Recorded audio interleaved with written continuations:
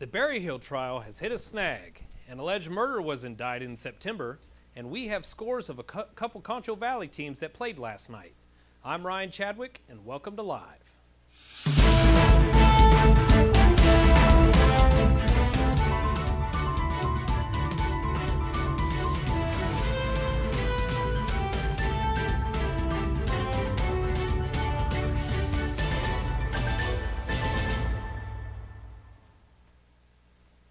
Before we get to the show, let me tell you about the best place in town for holiday shopping, and that is Myers Drug and Boutique. There you can find great deals on a ton of Christmas items, including their new mud pie collection. Mud pie is top-of-the-line tableware that includes Christmas dishes, mugs, bowls, and more. You can't find a better Christmas gift than mud pies.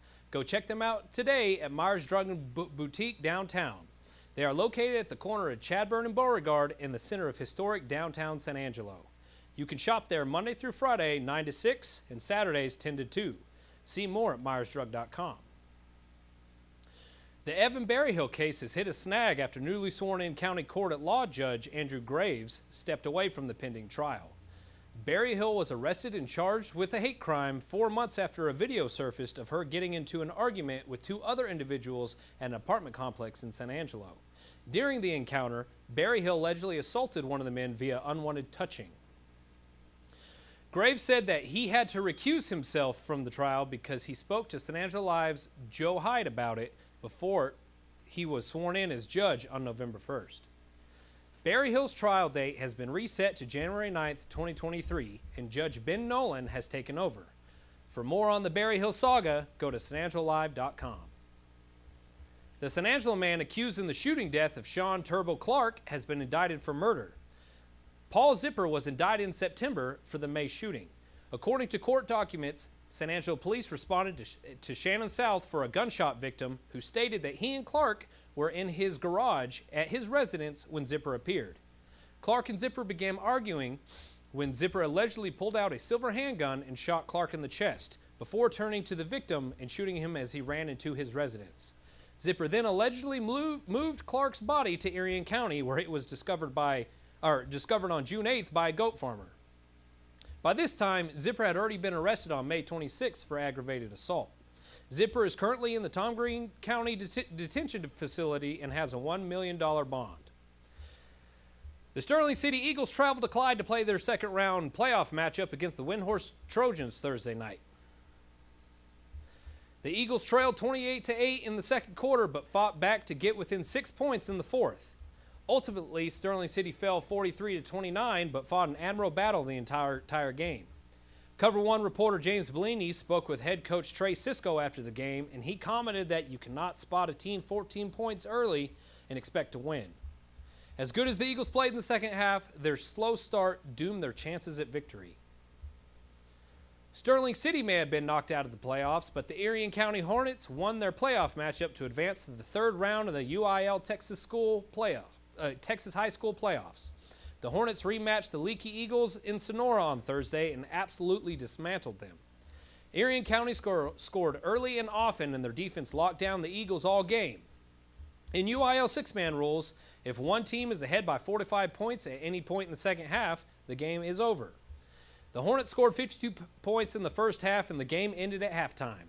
With the 52-0 win, the Hornets are area champions and move on to the state quarterfinals next week. Erie County will play the winner of Medina and Jonesboro. It certainly feels like football weather, and this weekend will certainly prove that. Starting things off tonight, the temperature in San Angelo will be 32 degrees. Then overnight, we'll have a slight chance of a wintry mix before it heats up to about 40 degrees Saturday afternoon. It will remain pretty cold into the beginning of next week and with a Sunday's high of 48. Then Monday, it will get even warmer with a high of 57. Then from Tuesday until Thursday, we'll actually have pretty nice weather with highs in the mid-60s to low 70s. And overnight, temperatures will be in the mid-40s. This weekend, it will be gloomy, but by the middle of next week, it looks like mostly clear skies by Thanksgiving. If you're looking to warm up this weekend, maybe go to the Tilton Mug, where Chris Farley's brother, Kevin Farley, will be performing. We have the man himself in the studio for an interview, so stick around through this quick message. For more than 25 years, Carpetech has been serving our customers and communities with floor care and emergency restoration services. I'm Cade Simmons. Thank you for welcoming Carpetech and my family to the Concho Valley. We look forward to serving you.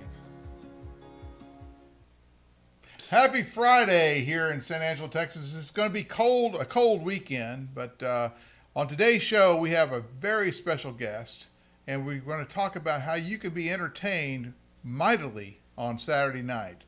Ladies and gentlemen, welcome Kevin Farley, world-renowned comedian. Yeah, mightily. How was that introduction? Was it good? It was good. You could do a little better, but no. Oh. No, I'm kidding. It was good. It was good.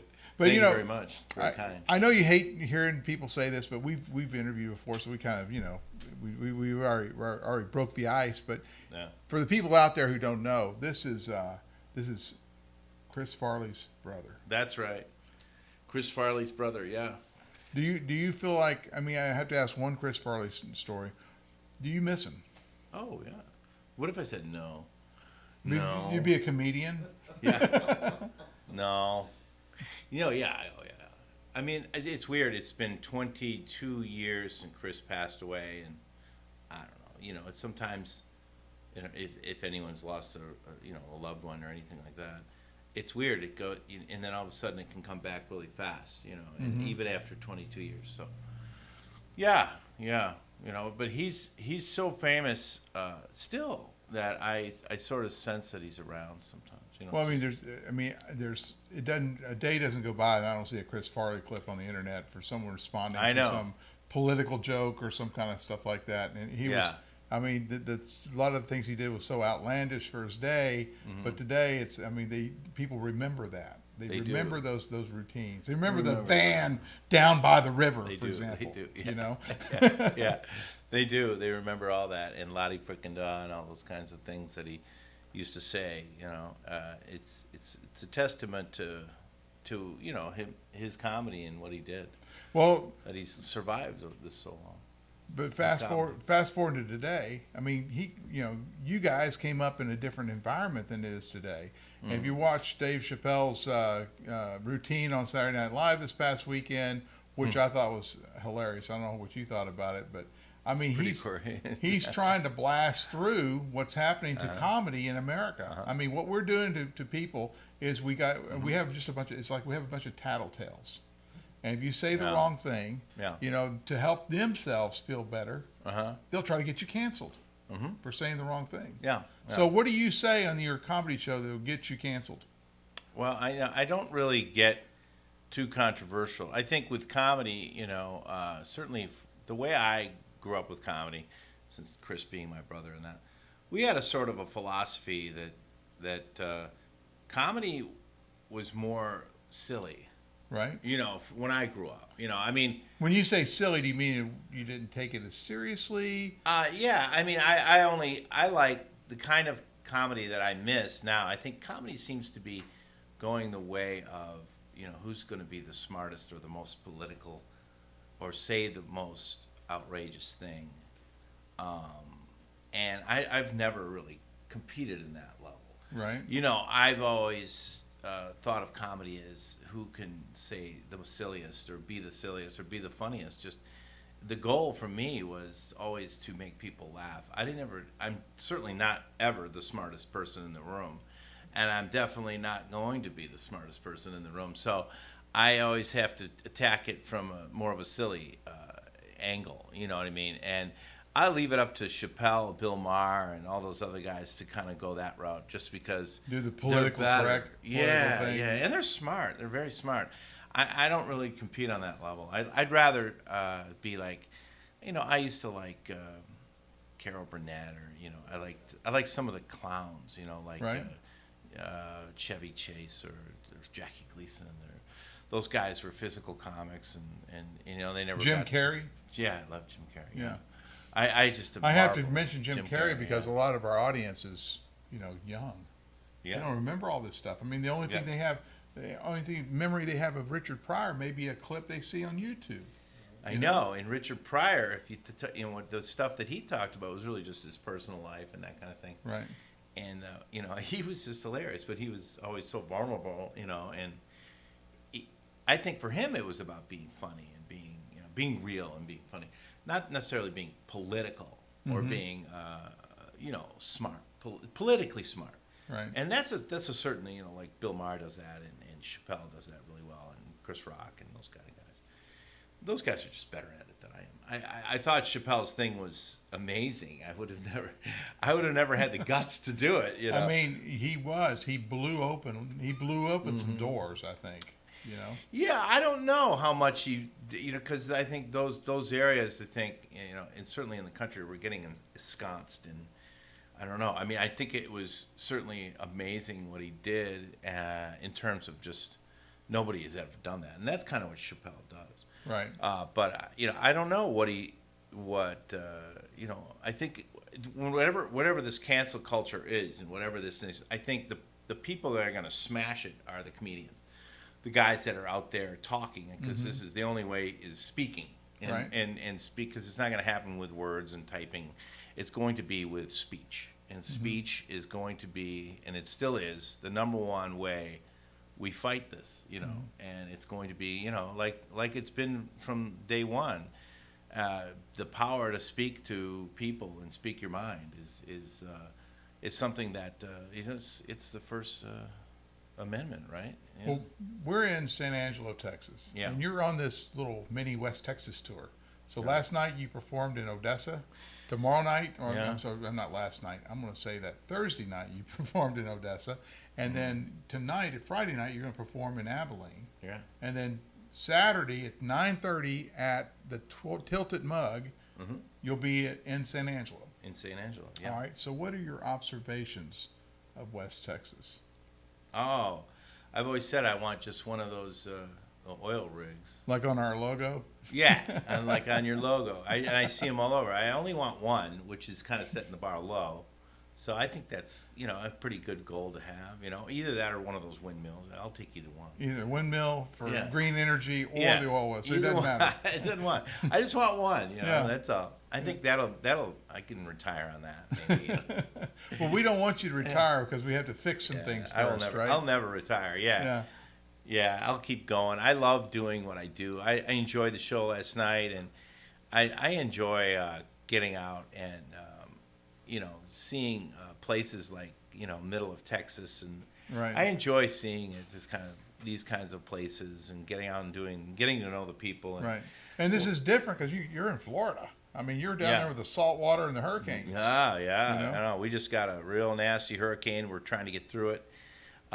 It's been a terrible situation, but it was one day at a time, because a lot of the city was just trashed and wrecked. So we have to get through all that, But people really come together in those kinds of situations. All right, so I'm gonna ask you a comedy question. All right. How popular are dad jokes? I think they're great, told in the right way. I think with dad jokes, I think. Norm Macdonald, who was my hero, he just passed away. Yeah. He was really good at dad jokes. But dad jokes have to be delivered in a certain way, What is how do you deliver? Well, mostly it's really if they're thrown away, just kind of what they call it, thrown away, and just kind of under the... like subtle exit from the joke. Yes. Kind of like he builds you up with a moth joke, right? Yes. Right. So this is Norm. He builds you up with a moth joke, and you get really engaged in it, and at the end, the whole thing is just nothing. Yeah. But only he can tell it because it's just genius, so dad jokes are definitely solid if they're told the right way. Right. That's definitely a stylized thing. I do love dad jokes, if they're told right. Well, my kids accuse me when I tell jokes. Yeah. That they're all dad jokes, and so they just dismiss them. Yeah, like but I can already tell you have a very dry delivery. A dry delivery. Just kind of all right, straightforward. let me try. Let me try. You give me all right. So let me think of it. Did you know there's only one book in the Bible that mentions the state of the United States? Oh yeah. What state is it? The state of I don't know. Arkansas, because when Noah looked out of his Arkansas. But see, normally that's good. How was my If you delivery? didn't smile at the end of it, it would have been great. If you would have just said it as a real serious thing, it would have nailed. Yeah, that's why I'd say that's just the dumbest joke in the world. But if you say it with real seriousness, then All right, so I should say Arkansas, Arkansas. because when Noah looked at it, it was Arkansas. That's right. that. Yes. Is that how you do it? Yes. If you want to even look down like that, that's good. Yeah. It's all the way you deliver it. Yeah. That was better. Yeah. No, it's a funny joke. Well, you know, Does anyone think? our generation, you know, we grew up with some of the greatest comedians, greatest comedy. Saturday Night Live was on fire Yeah. all throughout the 70s and 80s. We had, you know, I could think of Richard Pryor, Norm Macdonald. I mean, I'm a giant fan. Yeah. You know, when he died, I watched him on YouTube for like a month. I mean, I remember. No, I did too. I watched him because I toured with Norm years ago, and yeah, I still can't believe he's gone. I miss him quite a bit, you know. Yeah. And we went across Canada together, and oh yeah, I'll miss him. I didn't even know he was sick. He didn't tell anyone. Yeah. It was such a surprise. Yeah, because he was that kind of a guy. He was a good friend of mine, and I never knew. He just didn't want people to know, you know. Mm-hmm. And so, but boy, was he funny, and I miss him a great deal. Yeah. Yeah. What do you think happened to Eddie Murphy? I hadn't heard from him in a while. I don't know. You know, I think he just got super rich. Yeah. Yeah. And He's I don't living know, in you know, Beverly Hills, Yeah. laying out by his pool. Yeah. Yeah. And it's a risk for him because, you know, everybody, if he did go do it, everybody would be like, Eddie's doing it. Yeah. Or maybe he just wants to avoid that because, you know, stand-up is tough, and if you haven't done it in a long time, I don't know, you're probably going to bomb somewhere, you know. And what happens is you bomb at the smaller clubs, you know. Uh-huh. And then you finally find little chunks that are okay, and then you put the big theater thing together. But it's going through a lot. And Eddie probably doesn't want to bomb, you know. He wants to go out there and really, and he knows you can't. But I don't know. I'm not in his head. I just think he's rich, and he's just like, why do I need to go do that, you know? Right. I don't know. Right. He has so many kids. I think I saw him on Comedians in Cars. And I think he's got like, I don't know how many kids. He's just, and they asked him that, and he said, I just like to get up and do whatever I want to do, you know, which I don't blame him, you know. Yeah. All right. The Amazing Miss Maisel. You ever watch that show? Yeah, I do. Yeah. Is there any truth to the Amazing Miss Maisel? If you're not familiar, is Yeah. a series on Prime Network on Yeah. Amazon Prime, and it's about a female comedian who starts up in, I guess, the late 50s, early 60s, and she starts up on the stand-up circuit, and she goes through the bombs and you know, lighting up the crowds, and then going bombing again, Yeah. that kind of thing. Yeah. But one of the things they always got on her was she would insult people, right? Yeah. So That's another form yeah, of comedy. Yeah. Yeah, but I think the insults sometimes go too far. Well, yeah, you've got to. That's another thing. Like Don Rickles was that part, and Don Rickles was good. I have another friend of mine, Jay Okerson's really good at that, and they call it crowd work, you know, and that kind of thing. And you have to have a certain talent with that. That is a certain kind of comedy that very few people can do. Right. You can do it well. Well, Don Rickles didn't seem threatening. Well, when that's he the did thing. it. Yeah, That's what it is. You can't be threatening and do that. And when I've certainly had to address a heckler or something like that, I try to attack it where I'm not so threatening and that kind of thing.